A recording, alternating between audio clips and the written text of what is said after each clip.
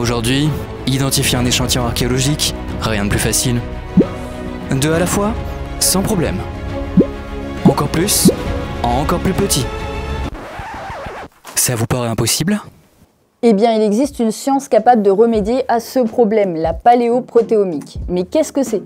Pour le comprendre, je me suis rendue au CNRS de Lille où je vais rencontrer Fabrice Bré. Il est ingénieur de recherche au MSAP, un laboratoire de miniaturisation pour la synthèse, l'analyse et la protéomique.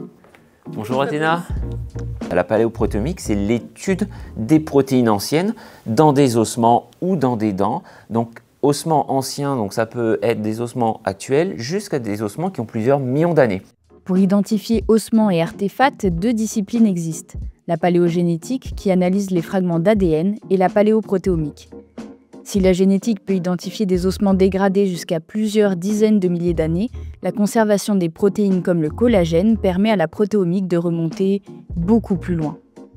Dans mon travail de recherche, je travaille avec les archéologues et les paléontologues pour les aider, alors la plus grande partie du temps, à identifier les taxons, donc ça veut dire les espèces des ossements. Comme ici, où en fait c'est tellement petit que l'identification anatomique ou la morphologie, on est impossible. Donc là, à ce moment-là, on va les aider avec les méthodologies, la spectrométrie de masse qui permet de mesurer la masse des molécules. Pour identifier les espèces, les molécules que Fabrice étudie sont les peptides, de petits fragments de protéines qui ont chacun une masse distincte.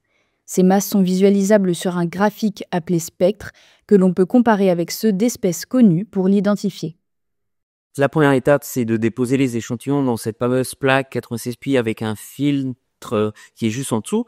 Donc on va prendre notre tampon en fait qui vont permettre de laver en fait les échantillons. Nous on utilise une solution avec de l'éthanol et ensuite je vais venir la déposer délicatement dans tous les puits de mes échantillons pour en fait donc mouiller ma plaque et aussi ça va permettre de nettoyer les ossements petit à petit.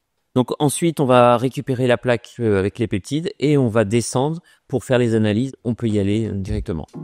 Ça tombe bien parce qu'aujourd'hui, Fabrice Bré travaille sur un ensemble de 10 000 échantillons provenant d'un site paléolithique dans la Manche. Car oui, un atout de la protéomique est de pouvoir analyser de nombreux échantillons à la fois, jusqu'à 96 sur une plaque.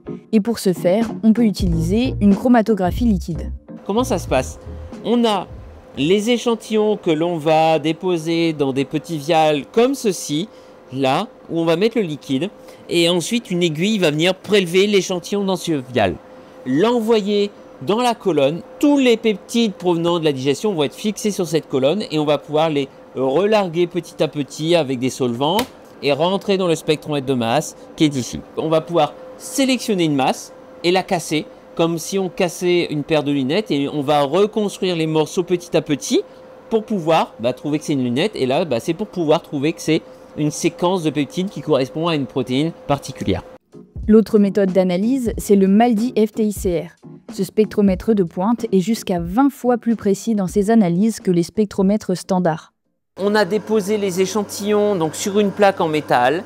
On va tirer dessus avec un laser. Ça va exploser et former un nuage d'ions qui va être accéléré puis envoyé jusqu'à la cellule qui va permettre de détecter les ions. Et on va mesurer la vitesse à laquelle les ions tournent et on va obtenir un spectre et on va pouvoir rechercher nos fameux peptides marqueurs. Ici, en zoomant, on arrive à voir sur ce peptide-là 2 pics qui correspondent en fait aux peptides modifiés et non modifiés que seul le FTICR peut discriminer de façon aussi simple.